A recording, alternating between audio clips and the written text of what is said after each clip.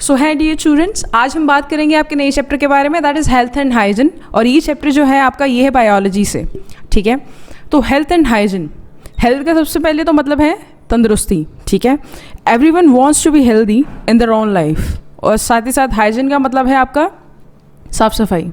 अब आप हेल्दी तभी रह सकते हैं अगर आप आसपास अपने साफ़ सफाई रखते हैं, ठीक है। So this is one of the most important word of this complete chapter, okay. So आगे क्या है? According to the World Health Organization WHO, health is defined as state of complete physical, mental and social well-being and not merely the absence of disease. Okay, अब जो WHO basically एक world health organisation है। जितने भी health guidelines है, आजकल आपने Covid में काफ़ी सुना होगा WHO के बारे में कि WHO की ये गाइडलाइंस है, इस तरह से आप सैनिटाइजर्स का इस्तेमाल कीजिए, साबुन से हाथ धोइए वगैरह वगैरह।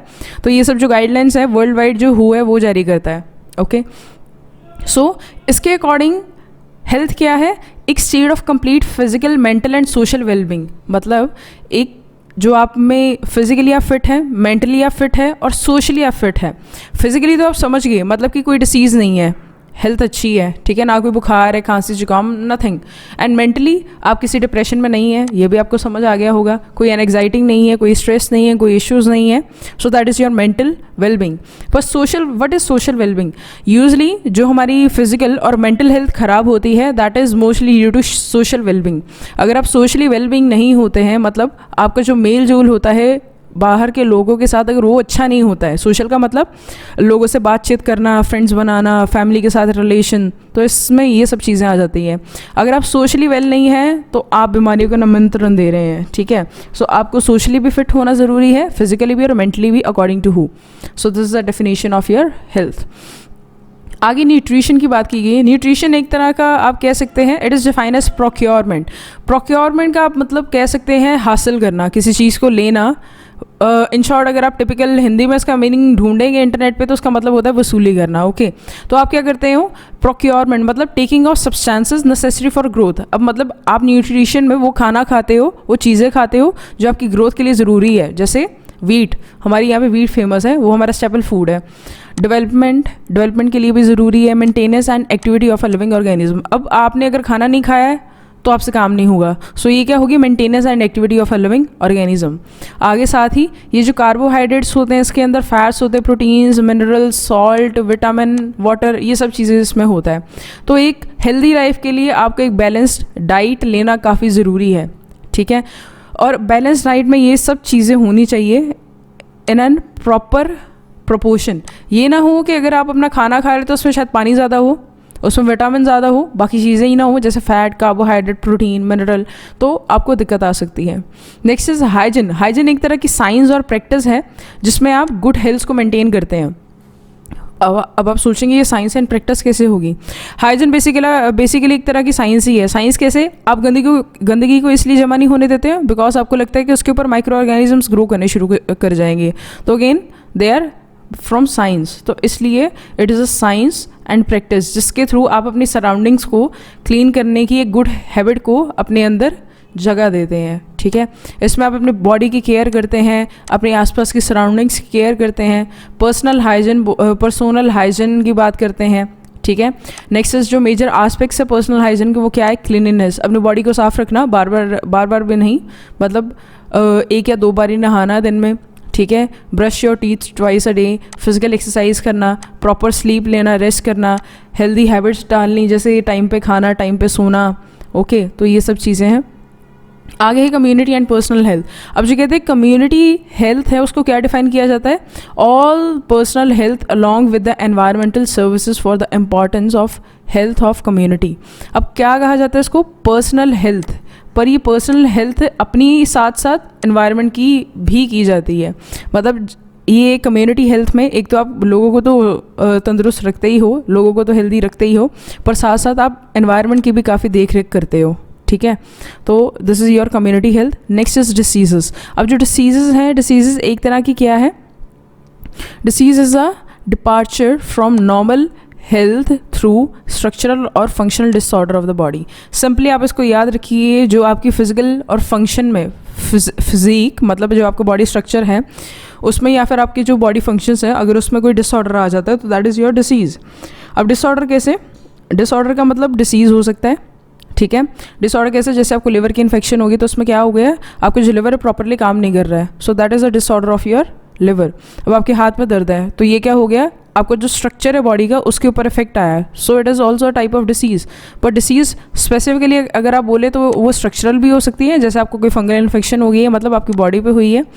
Physiological, psychological. फिजियोलॉजी का मतलब भी हो जाता है जैसे आपकी बॉडी की कोई फंक्शनिंग ख़राब होगी, that is known as physiology. जैसे आपका लिवर ख़राब हो गया, हार्ट ख़राब हो गया है, ठीक है, ब्रेन स्ट्रोक आना है, तो ये सभी आपकी फिजियोलॉजिकल डिसीजेस में आता है। और साथ ही साथ psychological disturbance in the body. Psychological मतलब साइकोलॉजी, आपके ब्रेन में क्या चल रहा है, is there any disturbance in your brain, is there any depression in your brain, body parts, ये सब चीज़ों में क्या आ जाता है आपकी साइकोलॉजी, फिजियोलॉजी एंड मॉर्फोलॉजी। तो इस तरह के एजेंट्स होते हैं आपके डिसीज़ के, ठीक है। और ये जो डिसीज़ेस लगती हैं आपको एक्सटर्नल एजेंसीज की वजह से लगती हैं। अब आप एजेंसी सोचेंगे ये कोई रॉ तो नहीं है, नहीं रॉ नहीं है, ये पैरासिटिक भी हो सकते हैं और नॉन पैरासिटिक ऑर्गेनिजम्स भी हो सकते हैं जिनकी वजह से हमें बीमारियाँ लग सकती हैं। अब नॉन पैरासिटिक में क्या आएगा, जब आपको यूजली डेफिशिएंसी हो जाती है न्यूट्रिएंट्स की तो उस केस में ये बीमारियां लगती हैं। जैसे अनीमिया आपको खून की कमी की वजह से होता है, तो वो आप कई न्यूट्रिएंट्स अपने अंदर नहीं ले पाते हैं तो उसकी वजह से आपको अनीमिया होता है। ये कोई पैरासाइट नहीं करता, कोई बाहर से आ गया ऑर्गेनिज्म ने आपको काट लिया तो आपको अनीमिया हो गया, ऐसा नहीं होता है। और कुछ होता है पैरासिटिक, जैसे वायरसेस से डिसीज़ जो होती है, बैक्टीरिया, फंगस एटसेट्रा से, तो they are all parasitic. Next is pathogens. अब पैथोजेंस में क्या आ जाता है, पैथोजेंस एक तरह के माइक्रो ऑर्गेनिज्म, बहुत छोटे छोटे ऑर्गेनिजम्स होते हैं, ठीक है। ये अर्थ के ऊपर रह रहे हैं एवोल्यूशन ऑफ मैन से पहले, मतलब कि मैन के जन्म से पहले ये अर्थ पे आ चुके थे, ठीक है। तो जब भी इनको चांस मिलता है तो ये ना एक भी मौका नहीं चूकते हैं और ह्यूमन की बॉडी के अंदर घुस जाते हैं, ठीक है, और उसे बीमार कर देते हैं। तो वो वाले माइक्रो ऑर्गेनिजम्स जो डिसीज़ कॉज करें उनको हम क्या बोलते हैं, पैथोजेंस, ओके। तो जैसे बैक्टीरिया हो गया, वायरस हो गया, आपकी फंगस होगी, आप देख सकते हैं ध्यान से इसको, तो ये सब एक तरह के आपके क्या है, बॉडी के दुश्मन। और नेक्स्ट क्या है हमारा, नेक्स्ट इज़ आर प्रोटोजोआ। अब जो प्रोटोजोआ आ गया, वॉर्म्स आ गए, ये भी काफ़ी सारी बीमारियां कॉज करते हैं। सो आगे बात करते हैं, जो वायरस है सबसे छोटे माइक्रो ऑर्गेनिजम्स माने जाते हैं, ये ह्यूमन में काफ़ी सारे डिसीजेस करते हैं, जैसे चिकन पॉक्स हो गया, polio, rabies, common cold, hepatitis, flu, AIDS etcetera, corona virus वगैरह वगैरह। आगे जो different type of parasitic bacterias हैं, ये क्या करते हैं, बहुत ज़्यादा तरह की बीमारियां कॉज करते हैं ह्यूमन बॉडी में वाइल एंटरिंग। जैसे एंटर करते हैं काफ़ी सारी बीमारियां कॉज कर देते हैं, जैसे cholera, plague, pneumonia. Plague basically ना, इसमें क्या होता है कि जो बॉडी है उस पर लेजन्स आ जाती है। लेजन्स मतलब कि बड़ी अजीब से इन्फेक्शन होनी शुरू हो जाती है कि जो पूरी की पूरी स्किन है वो ख़राब होनी शुरू हो जाती है और ये छूने से फैलती है, ठीक है। जिस तरह से महामारी, मतलब जिस तरह से ये महामारी आप देख रहे हो कोविड की वजह से, ऐसी प्लेग की वजह से भी महामारी छाई थी एक, ठीक है। नेक्स्ट इज, ये सारी की सारी जो डिसीजेज हैं जो बैक्टीरिया ने कॉज की वो है। अब कुछ सेलुलर ऑर्गेनिजम्स भी होता है, जैसे आपका प्रोटोजोआ हो गया, ठीक है, ये ह्यूमन बॉडी में रहते हैं एज अ पैरासाइट और डिसीज़ कॉज करते हैं। जैसे मलेरिया हो गया, मलेरिया प्लाज्मोडियम की वजह से होता है, वो भी एक प्रोटोजोआ बॉर्न डिसीज़ है। साथ ही साथ मलेरिया काफ़ी ज़्यादा डैमेज करता है हमारी हेल्थ और वेल्थ को एवरी ईयर। मतलब जो मलेरिया है वो यूजली काफ़ी ज़्यादा कॉमन है आजकल और आराम से हो जाता है लोगों को। नेक्स्ट इज ये प्लाज्मोडियम की वजह से होता है। आगे उसने कुछ और बीमारियाँ बताई हैं, ट्रिम्पैनोसोम, अमीबा, लीशमेनिया एटसेट्रा, ये सारी बीमारियाँ भी मैन में प्रोटोजोआ की वजह से होती है। So next is are mode of transmission. अब ये ट्रांसमिट होती कैसे डिसीजेज अगर होती भी हैं तो इनके जो मोड ऑफ ट्रांसमिशन वो पढ़ते हैं ऑफ कॉजुअल एजेंट, जो कॉज करता है ऑर्गेनिज्म, उसका जो मोड ऑफ ट्रांसमिशन वो कैसे है।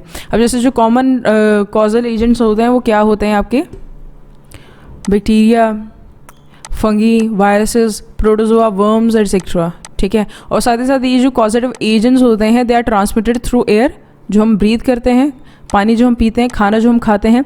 साथ ही साथ अगर डायरेक्ट स्किन के कांटेक्ट में आ जाएं आप विद एन इन्फेक्टेड पर्सन तो तब भी आपको ये चीज़ हो सकती है। अब जैसे कांटेक्ट में आ रहे हैं आप टावल के, क्लोथ के, यूटेंसिल्स के और other personal objects of an infected person, तो उस केस में भी आपको डिसीज़ हो सकती है।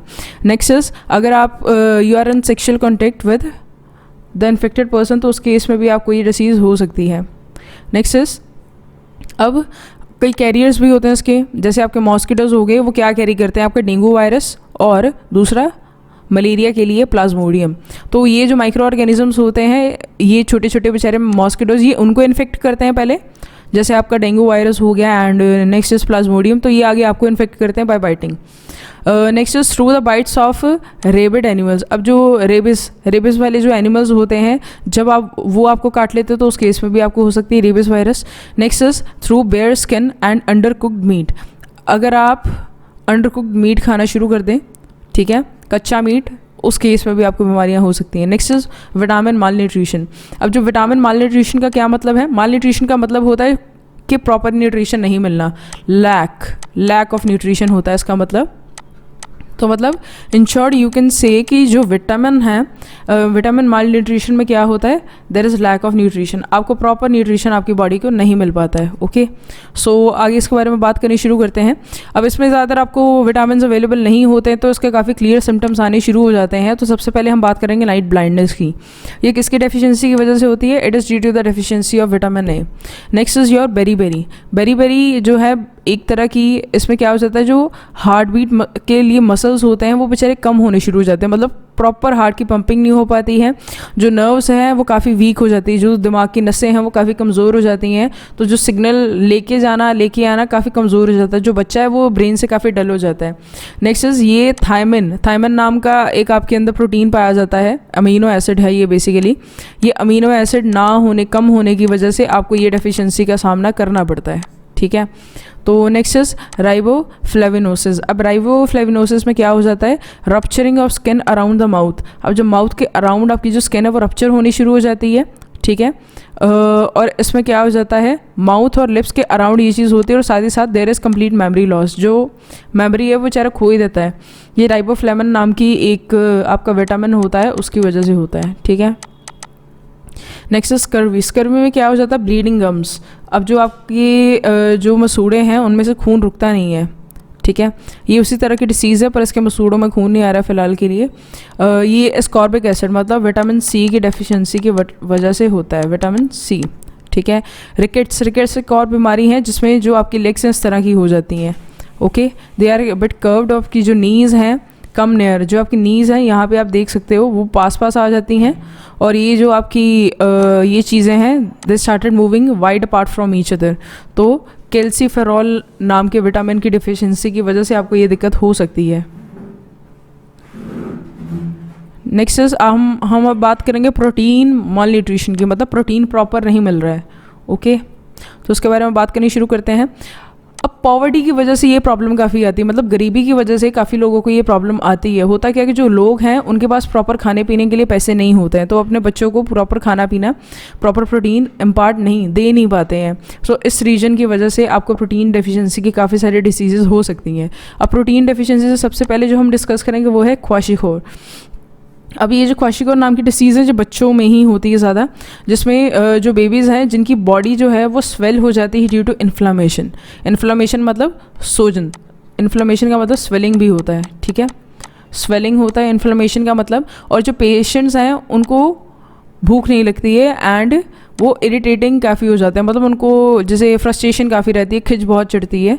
तो नेक्स्ट इज स्किन जो है वो येलो पड़नी शुरू हो जाती है, ड्राई होनी शुरू हो जाती है। फ्रेजाइल का मतलब आराम से कट लग सकता है। फ्रेजाइल का मतलब ऐसे होता है जो चीज़ आराम से टूट जाए, ठीक है, आराम से उसके ऊपर कट वगैरह वट एवर इट इज़, जो काफ़ी सॉफ्ट हो सेंसिटिव हो वैसी हो जाती है विद ब्लैक स्पॉट्स, और उसके ऊपर काफ़ी सारे ब्लैक स्पॉट्स आने शुरू हो जाते हैं। And one protein deficiency accompanied with deficiency of energy body get dried and compact. तो कहते हैं कि अगर प्रोटीन की डेफिशिएंसी हो रही है, साथ ही साथ अगर प्रोटीन की डेफिशिएंसी हो रही है, उसको भूख भी नहीं लग रही है, अगर भूख नहीं लग रही है तो उसके अंदर एनर्जी भी नहीं बनेगी अगर वो खाना नहीं खाएगा, ठीक है। तो इसकी वजह से क्या हो जाता है, body get dried and compact, तो बॉडी फिर क्या होनी शुरू हो जाती है, सूखनी शुरू हो जाती है और फिर कॉम्पैक्ट हो जाती है। तो ये चीज़ चलती है इसमें। साथ ही साथ यहाँ पे आप देख सकते हैं क्वाशियोर में ये चीज़ होती है। एंड नेक्स्ट इज जो डिफरेंट मिनरल्स हैं वो काफ़ी इंपॉर्टेंट रोल प्ले करते हैं in working of human body, और अगर कई मिनरल्स आपके अंदर ना आए तो जैसे आयरन हो गया तो आपका ब्लड का हीमोग्लोबिन नहीं बन पाएगा, ठीक है। तो इसकी डेफिशिएंसी की वजह से आपको क्या हो सकता है, खून की कमी, स्कार्सिटी ऑफ ब्लड, एंड जो फेस है वो पेल येलो सा पड़ जाता है। एंड जो कैल्शियम बोन्स हैं वो काफ़ी वीक हो जाती है। फ्रेजाइल मतलब आराम से टूट जाती हैं। यहाँ पे फ्रेजाइल की स्पेलिंग गलत है, फ्रेजाइल की स्पेलिंग ये है आपकी, तो फ्रेजाइल हो जाती है। आगे आयोडीन डेफिशिएंसी की वजह से आपकी जो थायराइड ग्लैंड वो थायरॉक्सिन प्रोड्यूस करना बंद कर देता है, इट स्टार्ट डिक्रीजिंग, मतलब इसकी जो परसेंटेज है जो निकलता है वो काफ़ी कम हो जाता है, और आपको हो जाता है goitre, swelling of neck, sorry swelling of throat, ठीक है। इसमें जो आपका थ्रॉट है वो स्वेल हो जाता है, ये आपने देखा भी हुआ है, इसको आपको पिक्चर दिखाई थी हमने। तो next is types of diseases. अब आपकी जो डिसीज़ हैं वो कितनी तरह की होती हैं। जो आपके डिसीज़ हैं उसके बारे में बात करेंगे। डिसीज़ को दो टाइप्स में कन्वर्ट किया गया है, एक congenital and next is your acquired. Congenital को आप जेनेटिक भी बोल सकते हो, जो आपको अपने पेरेंट्स से मिली है, जैसे कईयों के डायबिटीज़ जो है वो it is a genetic disorder, मतलब आपको अपने पेरेंट्स से ही मिलती है। और कई होती हैं एक्वायर्ड, एक्वायर्ड जैसे आपको कैंसर हो गया है, एड्स होगी, तो ऑल दीज आर एक्वायर्ड, ठीक है। तो कोजेनाइटल के बारे में बात करते हैं। ये जो सारी डिसीजेज़ हैं ये क्या कर देते हैं, ये कब होती हैं, due to defective development of embryo और डिफेक्टिव इनहेरिटेंस। अगर डिफेक्टिव डेवलपमेंट या तो एम्ब्रियो की होगी उस केस में ये हो सकता है, या फिर डिफेक्टिव इनहेरिटेंस, मतलब जो उसने जो उसके पास डीएनए आया है वो डिफेक्टिव है, मतलब एक दो जो हैं वो ज़्यादा हो गए हैं। क्या ज़्यादा हो गए हैं, आपके जो क्रोमोसोम्स हैं वो एग्जैक्ट नंबर से ज़्यादा हो गए या तो कम हो गए, उस केस में भी ये डिसीज़ हो सकती है। इसकी एग्जांपल है haemophilia and colour blindness. Colour blindness में तो आपको समझ आ गया होगा कि इसमें जो है आपको कलर चीज़ें, कई कलर्स इनमें मिसिंग हो जाते हैं, जैसे इनको ग्रीन कलर नहीं दिखता है प्रॉपर, ब्लू कलर नहीं दिखता है, रेड कलर नहीं दिखता है, ठीक है, ब्लू की जगह रेड की जगह कुछ और ही कलर दिखता है इनको। आगे हीमोफिलिया। अब हीमोफिलिया में क्या होता है आपका, हीमोफिलिया एक तरह की डिसीज़ है जिसमें अगर आपको एक कट लग गया है तो आपका तब तक ब्लीड करेगा जब तक आपका पूरा ब्लड नहीं निकल जाता है। यूजुअली इसमें क्या होता है, आपके बॉडी में 13 क्लॉटिंग फैक्टर्स होते हैं एक नॉर्मल ह्यूमन बीइंग में, ठीक है। तो 13 क्लॉटिंग फैक्टर्स होते हैं, और इनमें से यूजली जो हीमोफिलिया के पेशेंट्स होते हैं उनमें से इन 13 में से कोई एक क्लॉटिंग फैक्टर मिसिंग होता है, जिसकी वजह से जो ब्लड है वो क्लॉट नहीं हो पाता है, मतलब जम नहीं पाता, सूख नहीं पाता, जो बॉडी के बाहर आता है। तो इसकी वजह से क्या होता है, इसके लिए भी एक ट्रीटमेंट है, डोंट वरी अबाउट इट, किया जाता है। अगर आपको ऐसी दिक्कत हो रही है तो आप इमीडिएटली डॉक्टर के पास जाइए, डॉक्टर आपका टेस्ट करेगा, आप में से कौन सा क्लॉटिंग फैक्टर मिसिंग है आपका, ठीक है, फिर आपको उस क्लॉटिंग फैक्टर का इंजेक्शन अवेलेबल हो जाता है। जिस तरह से आपको इंसुलिन का होता है डायबिटीज़ के लिए, उसी तरह से आपको इसका इंजेक्शन अवेलेबल होता है, तो आपको ये इंजेक्शन दे दिया जाता है। और जब भी आपको ऐसी दिक्कत हो, आपको कोई कट वगैरह लग गया, तो ऑन द स्पॉट आप अपने अंदर इंजेक्शन लगा लीजिए और आपका जो ब्लड है वो रुक जाएगा, ओके। तो नेक्स्ट इज एक्वायर्ड डिसीज़। क्या है, जो आप आफ्टर बर्थ, ठीक है, जो आपको आफ्टर बर्थ आप रिसीव करते हो।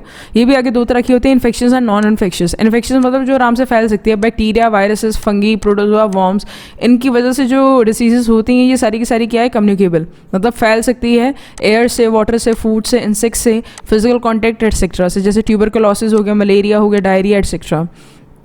Next is non infectious disease. Non infectious disease जैसे कैंसर हो गया, एड्स होगी, एड्स आपकी फैल सकती है but through sexual contact only, and वो फिजिकल कॉन्टैक्ट की वजह से ज़्यादातर फैलती है, and sharing of clothes, usually garments, तो उसकी वजह से आपको ये चीज़ एड्स वगैरह हो सकती है। अब जैसे हाइपर टेंशन हो गया, शॉर्ट साइटेडनेस, मतलब जो आपकी दूर की हाइपरमेट्रोपिया, आप इसको बोल सकते हो, हाइपरमेट्रोपिया, मायोपिया, इन सब डिसीजेस के केस में ये आपको सबकी सब क्या होती है, दे आर नॉन इन्फेक्शियस। एक को है तो दूसरे को फैलती नहीं है। आगे क्या है हमारे पास, नेक्स्ट इज इन्फेक्शियस के बारे में बात करते हैं फिर से। इन्फेक्शियस में क्या होता है, एक इन्फेक्शियस डिसीज़ के बारे में international council of medical science defined and उसने डिफ़ाइन किया था international council of medical research ने, मेडिकल साइंस 1973 में, कि जो डिसीज़ है जिसका इन्फेक्शंस एजेंट या फिर उसका जो टॉक्सिक प्रोडक्ट है उसके पास कैपेसिटी है to propagate from man to man, मतलब कि एक बंदे से दूसरे बंदे में जाने की जिसमें कैपेसिटी है वो इन्फेक्शियस डिसीजेज़ होती हैं। और इनके यूजली जो कॉमन रूट्स होते हैं वो air, water, dust, food, vector etcetera होते हैं, ठीक है। तो ये तो हो गया आपकी इन्फेक्शियस डिसीज़। आगे बात करते हैं मीन्स ऑफ स्प्रेड। अब मीन्स ऑफ स्प्रेड क्या है, जो कम्युनिकेबल डिसीजेज हैं उन्होंने भागने का कोई ना कोई रास्ता ढूंढना है। सबसे पहले तो आ गया डायरेक्ट ट्रांसमिशन। अब डायरेक्ट ट्रांसमिशन में आप क्या करते हो, होता क्या है इसमें, डायरेक्ट ट्रांसमिशन में जैसे डायरेक्ट कांटेक्ट, आप हाथ मिला रहे हो, ठीक है, तो इन सब में आ जाएगा आपका स्किन टू स्किन कांटेक्ट, जिसकी वजह से आपको ये चीज़ ट्रांसफ़र हो सकती है। एग्जाम्पल जैसे डिसीजेज जो हैं ट्रांसमिटेड बाय डायरेक्ट कॉन्टैक्ट वो है लेप्रोसी, स्किन डिसीजेज होगी, कुछ आई इन्फेक्शन होगी जैसे कंजक्टाइविटिस, और next is droplet infection. Droplet infection जैसे आप कफ करते हो, स्नीज करते हो, तो आपके ड्रॉपलेट्स जो हैं वो गिर जाते हैं, तो उन ड्रॉपलेट्स के अगर कोई कॉन्टेक्ट में आए तो वो उसको भी सेम बीमारी हो सकती है। Next is contact with soil. अब सॉइल के साथ अगर आप कॉन्टैक्ट में ज़्यादा रहते हैं तो आपको जैसे बीमारियाँ हुक वॉर्म लार्वा हो गया, टेटनस हो गया, माइकोसिस, ये सारी बीमारियाँ हो सकती हैं। Inoculation into the skin. अब कई वायरसेस हैं वो क्या करते हैं, पेनिट्रेट करते हैं आपकी स्किन को, मतलब चीर के अंदर चले जाते हैं। जैसे रेबिस का वायरस हो गया, वो डॉग आपको बाइट करता है तो आपकी बॉडी के अंदर चला जाता है साथ ही। So this is the way. एक आता है इनडायरेक्ट ट्रांसमिशन। इनडायरेक्ट ट्रांसमिशन अब कैसे होता है वो देखते हैं। इनडायरेक्ट ट्रांसमिशन में क्या होता है, embodies a variety of mechanism including the tradition 5। अब फ्लाइज होगी, फिंगर्स होगी, फॉर्माइट्स होगी, फूड हो गया, फ्लूइड हो गया, इसकी वजह से भी आपको ये चीज़ फैल सकती है। अब वाटर और फूड के थ्रू तो आपको पता है, अगर आप गंदा पानी या फिर गंदा खाना खा रहे तो उस केस में आपको ये बीमारी हो सकती है, जैसे polio, hepatitis A, diarrhoea, typhoid etcetera. Okay, जैसे फूड पॉइजनिंग भी हो सकती है। Next is transmission by blood. अगर आपको किसी ने ब्लड फ्यूज़ किया, आपको किसी ने ब्लड दिया है तो उसको ये बीमारियां तो आपको भी हो जाएंगी। Next is transmission of micro organism by an arthropod any living carrier. अब जैसे प्लाज्मोडियम जैसे डिसीजेज होगी, ठीक है, मतलब मलेरिया जैसे डिसीजेज, ये आपको प्लाज्मोडियम करता है, पर किसके थ्रू करता है, मॉस्किटो के थ्रू। तो इस तरह से आपको बीमारी होती है। डेंगू में भी सेम होता है, फिलेरिया में भी सेम होता है। अब हाउस फ्लाई जो होती है, टाइफाइड, कॉलेरा, पोलियो, माइलेटिस की वजह से होती है। सैंड फ्लाई, काला अजर जो बीमारी है यही करती है, sand fly. Next is rat flea, वो प्लेग करती है। और जो फर्माइट्स हैं, ठीक है, इंक्लूड सॉइल्ड क्लोथ्स, टावल्स होगी, हैंकरचीफ मतलब आपके हैंकीज हो गए, कप्स हो गए, स्पून हो गए, टॉयज़ हो गए, ये सभी जो फॉर्माइट्स हैं, डिप्थीरिया नाम की बीमारियां, आई और स्किन इन्फेक्शन की जैसी चीज़ें आपको डिलीवर कर देती है। Next is unclean hand. अगर आप गंदे हाथों से, फिंगर से खाना वगैरह खा रहे हो तो उस केस में आपको टाइफाइड हो सकता है, इंटेस्टाइनल पैरासाइट हो जाती है। एयरबोर्न ट्रांसमिशन मतलब आपको जब हवा से कोई चीज़ आ जाती है, जैसे एपिडर्मल टाइफस। आगे हम बात करेंगे इनके प्रिवेंटिव मेजर्स क्या हो सकते हैं, इनको प्रिवेंट कैसे किया जा सकता है। तो प्रिवेंट क्या है, सेफ ड्रिंकिंग, साफ सुथरा पानी पीजिए, घर का पानी पीजिए, बाहर का पानी मत पीजिए जो टैप्स होती हैं। आगे प्रॉपर डिस्पोजल ऑफ वेस्ट। अब जो वेस्ट है आपके घर पे, जो गार्बेज है, उसको आप प्रॉपर्ली डिस्पोज ऑफ कीजिए, ठीक है। जो सीवेज है उसको भी प्रॉपर डिस्पोज ऑफ करना चाहिए, जो ड्रेनेज हिस्सा है उसको कवर करना चाहिए प्रॉपरली, और ये चीज़ करना ज़रूरी है। अगर आप ये नहीं करेंगे प्रॉपर डिस्पोजल, तो यू वुड कम अक्रॉस कि वहाँ पे माइक्रो ऑर्गेनिजम्स की जो ग्रोथ है वो काफ़ी ज़्यादा हो जाएगी और वो आपके लिए हार्मफुल है। Next is control vectors, control of vectors. अब ये जो वेक्टर्स है, जैसे आप मॉस्किटो आपको मलेरिया और डेंगू कॉज कर रहे हैं, रैट्स आपको जैसे काफ़ी अदर इन्फेक्शंस कर रही हैं, तो जैसे हंता वायरस वगैरह हो गया वो रैट की वजह से होता है। तो ये जो सब चीज़ें हैं आप इनको कंट्रोल करना शुरू कीजिए। आप इंसेक्टिसाइड स्प्रे कीजिए ताकि मॉस्किटोज़ ना आ सके, रैट ना आ सके, फ्लाइज ना आ सके, कॉकरोचेज ना आ सके, तो ताकि आपके आसपास सफाई रहे, ठीक है, और ये आपको बीमारियों से भी बचा देगा। और स्टेगनेंट वाटर को ना रहने दीजिए। स्टेगनेंट का मतलब होता है खड़ा पानी, okay. So strong immune system होना चाहिए आपका। आप ऐसी चीज़ें खाइए, प्रॉपर डाइट लीजिए, नरिशमेंट लीजिए, बाहर का खाना कम खाइए, ताकि आपकी जो इम्यूनिटी वो काफ़ी स्ट्रॉन्ग रहे और आपको छोटी मोटी बीमारियों को कोई असर ही ना हो। नेक्स्ट इज बॉडी की डिफेंस मैकेनिज्म। अब बॉडी की भी अपनी अपनी डिफेंस मैकेनिज्म है, ज़रूरी नहीं आपके अंदर इन्फेक्शन एकदम चली जाएगी, इट्स नॉट इम्पॉर्टेंट। अब फेगोसाइटोसिस नाम की एक चीज़ होती है। फेगोसाइटोसिस में क्या होता है कि फेगोसाइट्स नाम के ना आपकी सेल्स होते हैं बॉडी के अंदर। तो ये क्या करते हैं आपके, ये ऐसे सेल्स होते हैं, जब भी कोई इनको दिखता है ना, कोई भी पैरासाइट अंदर आ गया है तो ये इसको पकड़ के खा जाते हैं, ठीक है। तो ये आपको बचा लेते हैं, कोई बीमारी नहीं होने देता। Then comes white blood cells. अब जो वाइट ब्लड सेल्स होते हैं वो हमारे डिफेंस मैकेनिज्म्स हैं। ये जैसे टॉन्सिल्स की फॉर्म में प्रेजेंट होते हैं आपके अंडर, ब्लड की फॉर्म में प्रेजेंट होते हैं। तो यूजुअली ये क्या करते हैं, आपने कभी कभार देखा होगा आपका गला ख़राब हो जाता है, तो उसमें क्या होता है कि उस गले में आपके बेसिकली टॉन्सिल्स अवेलेबल होते हैं। तो जो आपके टॉन्सिल्स होते हैं वो क्या करते हैं कि वहीं पे इन्फेक्शन को पकड़ के रख लेते हैं और वो अंदर बॉडी के नहीं जाने देते हैं उसको। और अगर पहले के टाइम पे ऑपरेट कर देते थे आपके टॉन्सिल्स का, पर अब नहीं करते हैं क्योंकि they are the primary defence mechanism of our body, ठीक है। तो ये क्या करते हैं, इन्फेक्शन को वहीं पकड़ के रख लेते हैं। जितने भी इसके पास जितने भी बॉडी गार्ड्स होते हैं, जितने भी सेल्स होते हैं डिफरेंट तरह के, ये सभी उसके ऊपर एक्ट करते हैं और इस इन्फेक्शन को मार देते हैं। सो इस तरह से ये सब काम करते हैं, ओके।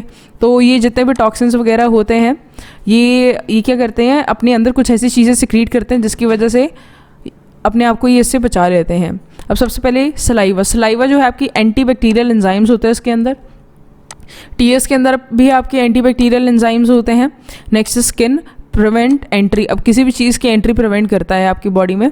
म्यूकस लाइनिंग, अब जो म्यूकस की लाइनिंग होती है वो क्या करती है, डर्ट और माइक्रोब्स को ट्रैप कर लेती है। अब जो आपकी नोज़ के अंदर क्या है, म्यूकस की लाइनिंग, तो वो क्या करती है, डर्ट और माइक्रोब्स को अंदर ही ट्रैप कर लेती है, उसके आपकी बॉडी के अंदर डायरेक्टली जाने नहीं देती है। ओके, देन स्टमक एसिड, अब कोई चीज़ अंदर चली भी गई है तो उसने स्टमक में तो जाना ही जाना है, तो अगर वो स्टमक में जाती है तो एसिड इतना ज़्यादा तेज़ होता है, ठीक है, इतना कम लो पीएच का होता है, लो पीएच मतलब हाईली एसिडिक, तो वो क्या करता है, माइक्रो ऑर्गेनिजम्स को किल कर देता है। अब गुड गट बैक्टीरिया, अब गुड गट बैक्टीरिया जो होता है वो आपका इकोलाई होता है। जो इकोलाई है वो क्या करता है, अंदर इन्फेक्शन को, ये बाकी माइक्रो ऑर्गेनिजम्स को किल कर देता है, तो उसका ये काम है। इस तरह से था ये आपका defence mechanism. Next is immunity, अब जो इम्यूनिटी है आपके पास बेसिकली क्या है, क्लोज्ड सर्कुलेटरी सिस्टम एक तरह से। ओके, तो बॉडी का काफ़ी स्ट्रॉन्ग डिफेंस मैकेनिज्म बनता है इसकी वजह से। तो सबसे पहले आती है नेचुरल इम्यूनिटी, एक होती है एक्वायर्ड इम्यूनिटी। नेचुरल इम्यूनिटी में क्या हो जाते हैं, since immunity is in born और हेरिडिटी, अब जो इम्यूनिटी होती है कई लोगों में बॉर्न या फिर हेरिडिटी होती है। अब कई लोगों जो होते हैं उन वो काफ़ी सेंसिटिव होते हैं डिसीज़ के लिए। अब आप बात कर सकते हैं जैसे जो यूरोपियंस हैं उनके ऊपर have greater immunity against measles. अब जो ये आपकी यूरोपियंस हैं इनके पास मीजल्स के लिए काफ़ी अच्छी इम्यूनिटी है, मतलब इनको मीजल्स आराम से नहीं हो सकती है एज़ कम्पेयर टू इंडियंस में हो सकती है, पॉलिनेशियंस में हो सकती है, तो इन सब में मीजल्स हो सकती है। तो इस तरह से आप कह सकते हैं कि एरिया का भी फ़र्क पड़ता है कि आप में नेचुरल इम्यूनिटी अच्छी है। देन कम्स नेचुरल इम्यूनिटी को आप एक्वायर कर सकते हो by recovering from attack of disease. अब आपको एक बीमारी हो गई है तो आपको वो बीमारी दोबारा से कभी कम ही होगी, मतलब आपकी बॉडी उसको एक्ट करने के लिए पहले ही अपने आप पास एंटीबॉडीज़ रखेगी, और जैसे ही वो ऑर्गेनिज्म अपनी अंदर देखेगी तो फिर से वो उसके लिए एंटीबॉडीज़ बनानी शुरू कर देगी और उसे मार देगी। तो इस तरह से ये आपकी होगी नेचुरल इम्यूनिटी।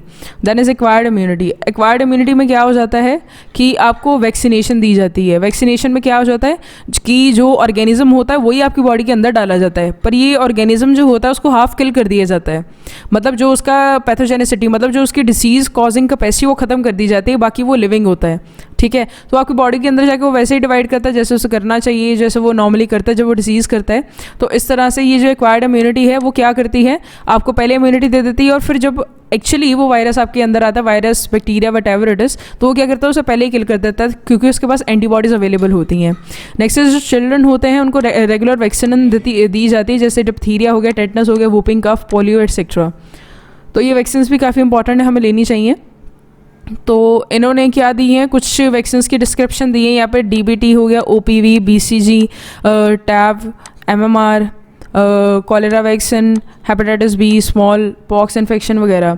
तो इनका इनिशियल टाइम बताया है, टाइम ऑफ रीवैक्सीनेशन, मतलब जो दोबारा से वैक्सीनेशन देने का टाइम क्या है, कंसर्न डिसीज़ के इसकी वजह से कौन सी डिसीज़ हो सकती है अगर ना दी जाए तो उसके बारे में लिखा है। तो आगे आपका वायरल डिसीज़।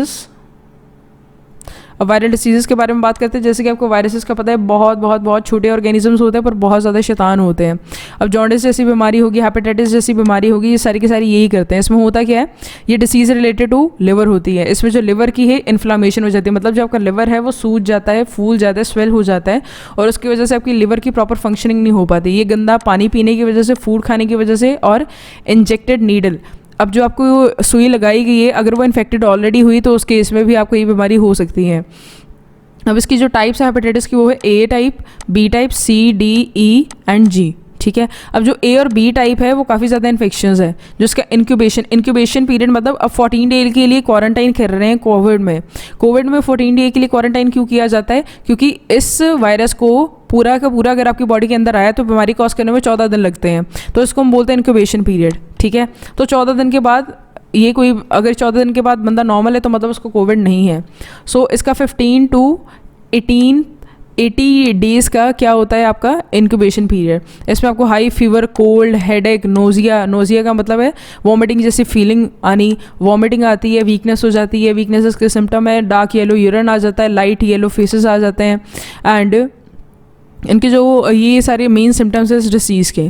तो इसके लिए आपको बॉइल्ड कोल्ड वाटर पीना चाहिए, स्टरलाइज इंजेक्शन नीडल्स चाहिए, आपको गुड पर्सनल हेल्थ चाहिए, कम्युनिटी हाइजीन चाहिए, मतलब आसपास का पानी साफ़ होना चाहिए। तो इस तरह से आप इसको प्रिवेंट कर सकते हो। तो हेपेटाइटिस ए एंड बी, इसके लिए वैक्सीन भी अवेलेबल है। तो जो रेबिस है आपकी एक और वायरल इन्फेक्शन है। रेबिस में होता क्या है, हम उसके बारे में बात करेंगे।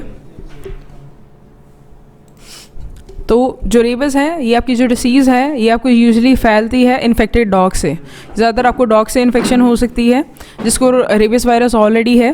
तो ये जो डिसीज़ है, ये इन्फेक्टेड डॉग आएगा, infected dog, cat, wolf, monkey, इनके काटने से आपको ये डिसीज़ हो सकती है।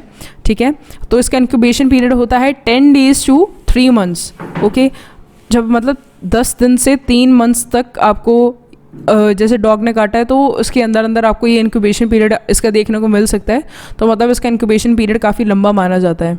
ओके, सो ये बेसिकली आपके सेंट्रल नर्वस सिस्टम पे अटैक करती है और इसकी वजह से आपको हाई फीवर, इंटेंस हेडेक, मतलब सिर दर्द काफ़ी होता है, contraction of throat, chest muscles with pain, excessive secretion of saliva काफ़ी निकलती है, रेस्टलेसनेस हो जाती है, मतलब बेचैनी सी रहती है एक। और ये सब इसके प्राइमरी सिम्टम्स इस डिसीज़ के।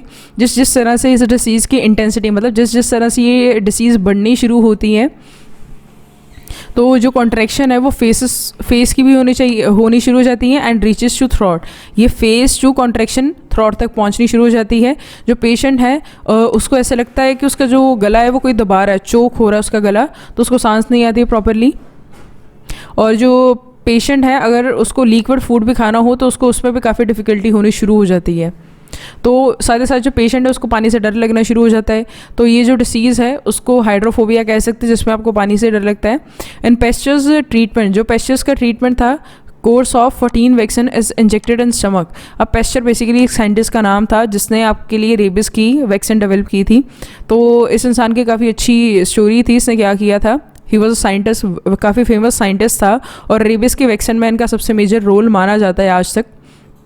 तो व्हाट ही डज कि जितने भी पागल कुत्ते थे उन्होंने क्या किया था कि उनकी पूरी बॉडी पार्ट्स काट के देखे थे और एक एक हिस्से में चेक किया था कि कहीं पे मुझे रेबिस का वायरस मिल जाए, पर इनको मिला नहीं था। तो एट द लास्ट ही केम टू एन कंक्लूजन कि अब ये दिमाग ख़राब करता है वायरस ज़्यादा, तो ये ब्रेन में अवेलेबल होगा। तो उन्होंने क्या किया, जो ब्रेन था कुत्ते का वो काट के देखा और फिर उनको पता चला कि ब्रेन में ये अवेलेबल होता है वायरस। तो इस तरह से उन्होंने इसकी वैक्सीन में काम करना शुरू किया था और इसके 14 इंजेक्शन आपको लगते हैं विद इन द स्टमक। आजकल कम हो गए हैं। आगे करंटली अब जो 5 एंटी रेबिस वैक्सीन के आपको इंजेक्शंस लगते हैं। इंटरवल क्या होता है, पहले जिस दिन काटा उस दिन लगते हैं, फिर 3 दिन 3rd डे पे लगता है, फिर 7th पे, फिर 14 पे और फिर 30 पे। इस तरह से आपको 1 महीने का कोर्स करवाया जाता है 5 इंजेक्शंस का। तो इस डिसीज़ को प्रिवेंट करने के लिए जो इन्फेक्टेड डॉग्स हैं उनको मार देना चाहिए। ठीक है, अगर उनको आइडेंटिफाई कर लिया गया है, जो पेट डॉग्स हैं, कैट्स, उन सबको मार देना चाहिए या फिर प्रॉपर वैक्सीन देनी चाहिए ताकि उनको ये बीमारी ना हो। आगे हम बात करते हैं पोलियो की। पोलियो एक तरह की बहुत अजीबोगरीब डिसीज़ है। ये आपको ज़्यादातर आपके पैरों पे इफेक्ट करती हैं, आपके लिम्स पे इफेक्ट करती हैं। इसमें आपके हाथ या फिर पैर, ये दोनों चीज़ें इफेक्ट होती हैं। हो सकता है जो आपके हाथ पैर है वो बड़े छोटे हो सकते हैं। ठीक है, तो ये आपको कंटेमिनेटेड फूड से हो सकती है, मिल्क से हो सकती है, वाटर से हो सकती है। तो पोलियो या फिर पॉलीमेलिएटिस एक ही नाम है। ये काफ़ी डेंजरस डिसीज़ है। चिल्ड्रंस के केस में ये बच्चों को ही ज़्यादा होती है। तो होता क्या है, ये जो वायरस है आपके इंटेस्टाइन में ग्रो करता है बच्चे की। ठीक है, एक बारी वो अगर उसकी बॉडी के अंदर एंटर कर गया है, वो कंटेमिनेटेड फूड की वजह से एंटर करता है, वाटर की वजह से, सॉइल की वजह से एंटर कर सकते हैं। साथ ही साथ इंटेस्टाइन से जो वायरस होता है ये क्या करता है, सेंट्रल नर्वस सिस्टम तक पहुंच जाता है। तो फिर जो चाइल्ड है उसको पैरालिसिस की प्रॉब्लम भी हो सकती है, जिसकी वजह से उसका सेंट्रल नर्वस सिस्टम डैमेज हो सकता है। सो पोलियो एक तरह का पैरालिसिस है चाइल्ड का। ठीक है, वो एक प्राइमरी स्टेज होती है डिसीज़ की जो चाइल्ड के अंदर होती है और उसकी वजह से इसको हाई फीवर, कोल्ड एंड कफ भी हो सकता है चाइल्ड को। साथ ही साथ और वो अपना जो नेक है, नेक उसका इतना ज़्यादा स्टिफ हो जाता है, हार्ड हो जाता है कि वो अपने नेक को भी संभाल नहीं पाता है। And as a disease intensify child get deep sleep at degree of senselessness. अब कहते हैं कि जो किड है, जो बच्चा है, इस तरह से बेहोश होकर सोता है कि उसको कोई सेंस ही नहीं रहती है। ओके, मीनवाइल वो पैरालिसिस से भी काफ़ी सफ़र करता है due to the attack of virus, क्योंकि वो सेंट्रल नर्वस सिस्टम पे अटैक कर रहा है और इसलिए ओरल पोलियो वैक्सीन आपको दी जाती हैं। ठीक है, at a very small age. तो आगे चिकन पॉक्स। अब चिकन पॉक्स जो है वो भी चाइल्ड में ही ज़्यादातर होती है डिसीज़, बड़ों में भी हो सकती है। ठीक है, तो इसके लिए जो कॉमन डिसीज़ है चिल्ड्रन में वो यही है, और ये डिसीज़ एक वायरस की वजह से होती है जिसका नाम होता है वेरिसेला ज़ूस्टर। साथ ही साथ ये क्या करता है, it propagates through contact with patient और स्क्रैब। अब आप अगर वो चिकन पॉक्स वाले वायरस के पेशेंट के कॉन्टैक्ट में आ रहे हैं, ठीक है, तो आपको भी ये बीमारी हो सकती है। तो इसमें होता क्या है, एक तरह की आपके ऊपर ना छोटे छोटे बम्स से बनने शुरू हो जाते हैं, इस तरह के ये जो रैशेज़ हैं ये आने शुरू हो जाते हैं, दाने बनने शुरू हो जाते हैं। तो दे आर इसके ऊपर काफ़ी इरिटेशन होती है, खिंच चढ़ती है, बुखार भी हो जाता है बच्चों को, ये ब्लिस्टर्स की तरह होते हैं, मतलब छाले भी पड़ जाते हैं कईयों को, हेडेक होती है, फीवर होता है, लॉस ऑफ एपेटाइट, खाने को दिल नहीं करता है, डार्क रेड कलर के स्पॉट्स पड़ जाते हैं बैक पे, चेस्ट पे, ऑलमोस्ट सारी बॉडी पार्ट्स पे। साथ ही साथ ये जो स्पॉट्स हैं ये पानी के साथ जब भर जाएं तो उसको हम ब्लिस्टर्स बोल देते हैं। और अभी ये जो ब्लिस्टर्स हैं ये कुछ टाइम के बाद सूखते हैं अपने आप ही, और इस तरह से एक बार अगर आपको हो गया तो ये ज़्यादातर दोबारा से आपको नहीं होती हैं। तो आपको इसके लिए वैक्सीनेशन भी इसलिए पहले दे दी जाती है, ठीक है। तो आपका जो डॉक्टर है जो एडवाइज़ करता है कि आपको इस बच्चे को दे देनी चाहिए वैक्सीन, तो उसकी वजह से ये बीमारी नहीं भी होती है, ओके। तो नेक्स्ट इज़ मीज़ल्स। अब जो मीज़ल्स नाम की बीमारी है इसके लिए भी आपको एक वैक्सीन दी जाती है। तो मीज़ल्स नाम की बीमारी ये भी बच्चों में ही होती है, इसमें भी सेम तरह के सिम्टम्स ही होते हैं, इसमें भी छाले पड़ने शुरू हो जाते हैं बॉडी के ऊपर। ये एयर की वजह से हो सकती है या फिर इनडायरेक्ट कॉन्टैक्ट की वजह से हो सकती है। ये रुबेला वायरस करता है। ये 3 to 5 डेज़ का इसका इंक्यूबेशन पीरियड होता है, मतलब 3 से 5 दिन लग जाते हैं इसको अपने सिम्टम्स दिखाते। तो प्राइमरी स्टेज में क्या होता है कि वाइट कलर के स्पॉट्स आने शुरू हो जाते हैं थ्रोट पे, मतलब गले पे वाइट कलर के स्पॉट्स आने शुरू हो जाते हैं, माउथ पे आने शुरू हो जाते हैं। जो पेशेंट है उसका गला ख़राब हो जाता है कोल्ड की वजह से। साथ ही साथ जो रेड ग्रेन्स हैं वो अपीयर होने शुरू, मतलब कि लाल कलर के दाने अपीयर होने शुरू हो जाते हैं आपके फेस के ऊपर 4 से 5 दिन के बाद। आफ्टरवर्ड ये क्या करता है, पूरी की पूरी बॉडी पे फैल जाता है, और इसके लिए आपको वैक्सीन भी दी जाती है MMR नाम की, तो वो ज़रूरी है। Next is dengue. अब जो डेंगू है वो डेंगू वायरस की वजह से होता है। तो डेंगू वायरस क्या करता है, जाके इन्फेक्ट कर देता है मॉस्किटो एडेस कैप्टिगो, इस नाम की जो आपका मॉस्किटो होता है ये इसको इन्फेक्शन कॉज करता है। अभी ये जब आपको बाइट करेगा तो आपको भी ये बीमारी हो जाएगी। तो इस तरह से आपको डेंगू हेमोरेजिक फीवर और डेंगू फीवर यही करता है। और इसमें क्या हो जाता है, जो आपके बॉडी के सेल्स हैं, बॉडी के सेल्स मतलब स्पेशली जो आपके ब्लड सेल्स हैं वो कम होने शुरू हो जाते हैं। इसमें सिम्टम्स क्या है, फीवर, हेडेक बहुत ज़्यादा होती है, सोरनेस ऑफ आइज़, मतलब आपकी जो आँखें हैं उनमें जलन होनी शुरू हो जाती है, जो जॉइंट्स हैं उनमें पेन होनी शुरू हो जाती है, स्टमक में पेन होती है ड्यू टू कन्वल्जन्स का मतलब होता है जो कुड़वल टाइप से बढ़ता है ना आपकी बॉडी में, उसको बोलते हैं। And growing intensity of disease, bleeding start from, अब जैसे जैसे ये बढ़ती जाएगी डिसीज़ तो आपकी नोज़ से खून आना शुरू हो जाएगा, माउथ से आना शुरू हो जाएगा, गम ब्लीडिंग होगी। तो जो पेशेंट है उसको विद और विदाउट ब्लड वॉमिटिंग्स भी हो सकती हैं। और साथ ही साथ जो प्रोपेगेटिंग एजेंट है इस डिसीज़ का वो है एडिस मॉस्किटो, और जो बाइट करता है दिन के दौरान, ठीक है। एडिस क्या करता है, lay eggs in cold standing water. अब जो खड़ा पानी होता है, जो ठंडा पानी होता है, ये उसमें क्या करता है, अपने एग्स को ले करता है, मतलब एग्स अपने वहीं पे छोड़ता है। तो इसलिए जो आपके कूलर्स में पानी ना जमा होने दीजिए, आपके रेफ्रिजरेटर्स में जो वाटर कूलिंग मशीन्स हैं इन सब में आप क्या करें, साफ़ सफाई प्रॉपर रखें, क्योंकि यही उनके रिप्रोडक्टिव पार्ट्स होते हैं, मतलब यहीं पर वो रिप्रोडक्शन का अपना रोल प्ले करते हैं और नए मॉस्किटोज बनाते हैं, okay. Next is disease cause by bacteria. अब बैक्टीरिया कौन से डिसीजेस कर देता है, tuberculosis, TB one of the most commonly non disease है। ये बेसिकली इसमें चेस्ट इन्फेक्शन हो जाती है। सो ये सबसे पहले डिस्कवर किसने की थी, बायरो बर्ड कॉच ने इन 1882, ओके।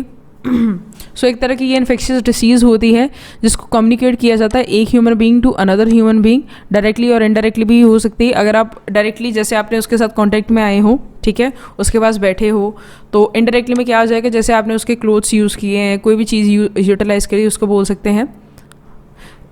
ये डिसीज़ आपको एनिमल्स पे भी मिलती है, ये यूजली एनिमल से ही आई है, इसके पीछे भी एक कहानी है। ये जो होती है माइकोबैक्टीरियम ट्यूबरकुलोसिस की वजह से होती है। ये आपको डिसीज़ कैसे आई थी, अब ह्यूमंस में ये कैसे आई है, ड्यू टू काऊ। अब ये जो सबसे पहले जो डिसीजेस देखी गई थी ये वाली ये काऊ में देखी गई थी, तो ये काऊ मिल्क से आपको ट्रांसफ़र की गई है एक तरह से। आगे क्या है, ये ट्यूबरकुलिन नाम का टॉक्सिन रिलीज़ करता है, ये वाला जो एजेंट होता है, जो ये बैक्टीरिया होता है ह्यूमन के अंदर, जिसकी वजह से काफ़ी जैसे स्नीजिंग, कफिंग, तो ये सब चीज़ें क्या होती हैं, ये पेशेंट में आम देखने को मिल सकती हैं। तो सिक हो जाता है, काफ़ी बीमार हो जाता है, काफ़ी वीक हो जाता है, there is loss of appetite, weight काफ़ी कम हो जाता है, फीवर जो है, फीवर का काफ़ी टिपिकल सा पैटर्न होता है, नाइट स्वेट, मतलब रात को पसीना आता है सोते सोते समय। तो ये जो सब हैं ये डिपेंड करते हैं आपको साइज, जो डिसीज़ हुई है वो किस रेंज की हुई है। ओके, नेक्स्ट इसके लिए आपको BCG का जो है वो एक वैक्सीन दी जाती है इमिजिएटली आफ्टर बर्थ, ताकि आपको ये बीमारी ना हो। Next is typhoid. अब जो टाइफाइड है वो सैल्मोनेला टाइफी नाम के एक बैक्टीरिया की वजह से होती है। सैल्मोनेला टाइफी है इसका पूरा नाम। तो दिस कॉजेज टाइफाइड, और काफ़ी सारे लोगों को टाइफाइड होता है, और this is due to eating of and consumption of infected और कंटेमिनेटेड फूड एंड वाटर। उसी की वजह से ये आपको फैलता है। इसमें फीवर काफ़ी तेज़ हो जाता है, there is loss of appetite, और इसके लिए आपको टैब नाम की वैक्सीन दी जाती है, ताकि 3 साल के लिए ये वैलिड होती है। ये ओरल वैक्सीनेशन होती है एक तरह की, जिसमें आपको ड्रग्स दी जाती हैं। ड्रग्स इन द सेंस वो वाली ड्रग्स नहीं, ये जो भी दवाइयाँ हैं उनको भी ड्रग्स भी कहा जाता है। ओके, तो ये जो ड्रग्स आपको दी जाती है इससे आप ठीक रह सकें ताकि। Next is tetanus. टेटनस में अब क्या होता है, टेटनस एक तरह की फैटल डिसीज़ है। फैटल मतलब 100% बंदे को एक बारी होगी तो मार देती है। ओके, और इसकी सिर्फ वैक्सीन है हमारे पास अवेलेबल, इसके लिए कोई बीमारी की दवाई भी अवेलेबल नहीं है। तो इसलिए अगर आपको कोई बाहर चोट लगती है तो इन केस तो आपको क्या करना चाहिए, जो टेटनस का इंजेक्शन इमीडिएटली लगवा देना चाहिए। और ये जो टेटनस का इंजेक्शन होता है ये आपका 6 महीने के लिए वैलिड होता है। आपने एक बार ही लगाया तो आपको 6 महीने तक वैक्सीन रहेगी। मतलब आप 6 महीने तक अगर आपके अंदर टेटनस नाम का आता भी है एजेंट तो वो आपको बीमारी नहीं होने देगा। ठीक है, जो आपने वैक्सीन लगवाई होगी उसको। तो आपको एक छोटे होते इंजेक्शन लगता है, दैट इज़ DPT वैक्सीन। तो ये भी, इसमें भी आपको टेटनस की वैक्सीन मिल जाती है, पर ये 6 महीने तक वैलिड होती है। तो इसलिए अगर आपको बाहर कभी चोट लगे रोड के ऊपर या फिर लोहे की वजह से, तो आपको इमीडिएटली क्या करना चाहिए, इसका इंजेक्शन लगवा लेना चाहिए। Next is malaria. अब मलेरिया का आपको पता है, मलेरिया जो है वो काफ़ी आजकल काफ़ी एवर राइजिंग डिसीज़ है एक तरह की। ये काफ़ी ज़्यादा फेमस भी है डिसीज़। इसमें होता क्या है, यूजली प्लाज्मोडियम नाम का पैरासाइट होता है जिसकी वजह से ये डिसीज़ होती है। This causes infection and female anopheles. Female anopheles मतलब मॉस्किटो का नाम है। ये मेल में नहीं इन्फेक्शन कॉज करता है, ये ज़्यादातर फीमेल में कॉज करता है। अगर ये मेल में कर भी दे तो हमारे लिए हार्मफुल नहीं है, क्योंकि जो मेल मॉस्किटोज है वो हमें बाइट नहीं करते हैं, पर जो फीमेल एनोफिलीज मॉस्किटोज हैं वो बाइट करती हैं। ठीक है, अगर इफ़ दे आर इन्फेक्टेड तो वो आगे हमें भी इन्फेक्शन कॉज कर देंगी। ओके, सो इसके बारे में बात करते हैं। इसमें हेडेक हो जाता है, नोजिया हो जाता है, मसल पेन, जोड़ों में काफ़ी दर्द होती है, मसल्स में दर्द होती है, हाई फीवर हो जाता है। इसके जो प्राइमरी सिम्टम्स है वो है मलेरिया के। साथ ही साथ जो मलेरियल अटैक होता है वो 6 to 10 आवर्स का होता है। इसकी 3 स्टेजेस होती है। कोल्ड स्टेज, एकदम आपको ठंड लगनी शुरू हो जाती है। हॉट स्टेज होती है, एकदम आपको गर्मी लगनी शुरू हो जाती है। एंड फिर होती है स्वेटिंग स्टेज, जिसमें आपकी बॉडी नॉर्मल होनी शुरू हो जाती है। तो एक बारी अगर पेशेंट को मलेरिया से क्योर कर दिया है तो पेशेंट काफ़ी वीक हो जाता है, अनीमिक मतलब खून की काफ़ी कमी हो जाती है। तो ये सब इसके क्या है, सेकेंडरी सिम्टम्स। और सेकेंडरी सिम्टम्स और भी है, जो स्प्लीन है वो काफ़ी इनलार्ज हो जाता है, जो लिवर है वो भी बड़ा हो जाता है ज़रूरत से ज़्यादा। ओके, तो इस तरह का आपका नज़र आता है फीमेल एनोफिलीज। एंड जो वेक्टर है एनोफिलीज मॉस्किटो है, मतलब एनोफिलीज मॉस्किटो प्लाज्मोडियम को लेके आता है आप तक। ओके, तो इसलिए हमें अपने आप को बचाने के लिए क्या करना चाहिए, ये जो मॉस्किटोज़ हैं इसके लिए हमें इनको कंट्रोल करना चाहिए। सबसे पहले तो खड़ा पानी मत रहने दीजिए, अपने घरों में सफाई रखिए, विंडोज़ डोर्स को क्लोज़ कीजिए, नेट से क्लोज़ कीजिए ताकि इसके अंदर मॉस्किटोज़ एंटर ना कर सकें। Next is ads. एड्स की बात करते हैं। अब एड्स एक और डिसीज़ ऐसी है जो होती है वायरस की वजह से। ठीक है, तो HIV वायरस होता है बेसिकली। इसका मतलब होता है ह्यूमन इम्यूनो डेफिशिएंसी। वैसे एड्स की जो फुल फॉर्म है that is acquired immuno deficiency syndrome. अब सिंड्रोम है वो डिसीज़ नहीं होती है, it is a group of diseases. Syndrome का मतलब होता है group of diseases. Okay,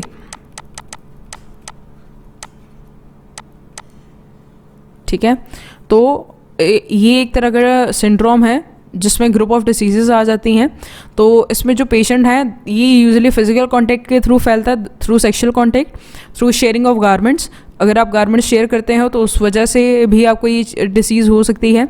another reason is due to blood transfusion. जब आपका ब्लड इन्फेक्टेड बंदे के ब्लड के साथ मिक्स हो जाता है, मतलब आपकी बॉडी के अंदर अगर जो इंजेक्शन उसको लगाया गया था अगर सेम इंजेक्शन आपको लगा दे तो due to sharing of needles तो आपको भी ये डिसीज़ हो सकती है उस केस में। ठीक है, ये काफ़ी ज़्यादा जिसे कहना चाहिए ना डेंजरस डिसीज़ है क्योंकि इसके लिए कोई भी वैक्सीन नहीं बनी है अभी तक, ना कोई आप कह सकते हैं कि इसके लिए कोई प्रॉपर मेडिकेशन है कि इसको खाया और ठीक हो गया।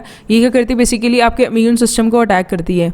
इम्यून सिस्टम को अटैक करने की वजह से ये क्या करती है, आपके इम्यून सिस्टम को टेक ओवर कर लेती है, मतलब उसकी सारी की सारी फंक्शनिंग अपने अकॉर्डिंग करवानी शुरू कर देती है, जिसकी वजह से जो आपका इम्यून सिस्टम है वो एक डिफेंस मैकेनिज्म नहीं प्रोवाइड कर पाता है। ठीक है, तो उस केस में आपका जो इसलिए इसको कहा जाता है ह्यूमन इम्यून डेफिशिएंसी वायरस। तो ये क्या कर देता है, इम्यून को डेफिशिएट कर देता है, वो काम नहीं करने देता उसको, जिसकी वजह से आपको ये बीमारी का इम्पैक्ट काफ़ी ज़्यादा रहता है। तो इसमें आपकी जो लिम्फ नोड्स हैं वो स्वॉलन हो जाती हैं, decrease count of blood platelets, आपकी जो प्लेटलेट्स है ब्लड की वो काफ़ी कम होनी शुरू हो जाती है, जिसकी वजह से आपको हैमरेज और फीवर हो सकता है, sweating at night and weight loss हो सकता है, साथ ही साथ स्वेयर चेंज, डैमेज टू ब्रेन खराब हो सकता है, काफ़ी डैमेज हो सकती है, there is loss of memory, ability to speak जा सकती है, इवन थिंकिंग की भी पावर ख़त्म हो सकती है। नेक्स्ट जो पेशेंट है, it become susceptible to other infection due to, अब इम्यून सिस्टम इतना ज़्यादा वीक हो जाता है कि इवन अगर उसको कॉमन कोल्ड भी हो जाता है उस बंदे को, उस पेशेंट को, तो वो उससे भी रिकवर नहीं कर पाता है। तो प्रिवेंटिव और जो है कंट्रोल मेजर्स क्या हैं, एजुकेटिंग पीपल को एजुकेट करना कि वो एड्स और एड्स पेशेंट के बारे में अवेयर रहें। साथ ही साथ जो ब्लड है एड्स पेशेंट का उसको ट्रांसफ्यूज़ नहीं करना चाहिए, मतलब चढ़ाना नहीं चाहिए नॉर्मल इंडिविजुअल्स में, ताकि उनको भी ये बीमारी ना हो। नेक्स्ट इज जो सुप्रीम कोर्ट है उसने ये ऑर्डर दिया गया है कि जो ब्लड बैंक्स है वो प्रॉपरली टेस्ट करे ब्लड को, कि HIV तो नहीं उसमें, हेपेटाइटिस तो नहीं, मलेरिया, साइफिलिस, ये सब चीज़ों के टेस्ट की जाते हैं जब आप ब्लड बैंक में ब्लड देते हो। Next is disposable syringes, injections का इस्तेमाल करना चाहिए ताकि HIV ना फैल पाए। Avoid unwanted and unsafe sex relations. Then is campaign should be run against intoxicants, और साथ ही साथ कहते हैं इंटॉक्सिकेंट का मतलब जो ड्रग्स लेते हैं with the help of needles, तो वो काम को बैन करना चाहिए, क्योंकि जो ड्रगिस्ट होते हैं वो क्या करते हैं, एक ही इंजेक्शन यूज़ कर लेते हैं, तो हो सकता है एक को जैसे एड्स हो तो दूसरे को भी इंजेक्शन की वजह से फैल सकती है।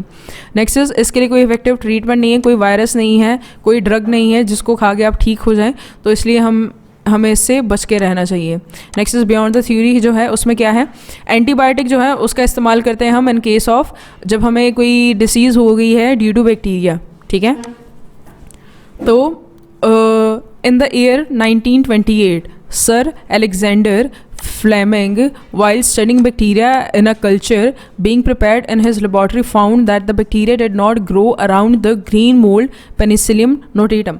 अब जो इसकी एंटीबायोटिक सबसे पहले किसने डेवलप की थी, सर एलेक्जेंडर फ्लेमिंग ने। उन्होंने क्या किया था, कल्चर एक तरह की होता है, आप बैक्टीरिया को ना कल्चर करवा सकते हो आराम से, और इसकी ग्रोथ को आप काफ़ी कंट्रोल कर सकते हो अपने हिसाब से, आप उसको जब चाहे मार भी सकते हो ड्यू टू हीट ट्रीटमेंट।